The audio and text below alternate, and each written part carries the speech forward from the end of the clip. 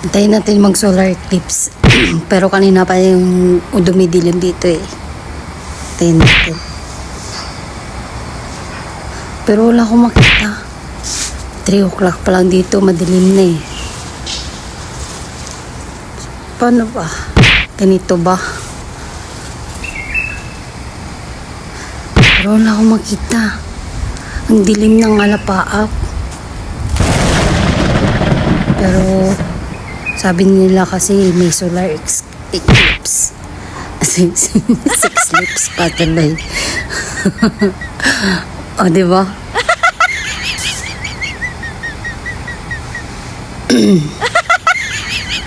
Ganito yung bahay namin eh. Puno ng ng alikabok. So, antayin natin hanggang mag 6:30, 6:07 pa naman eh.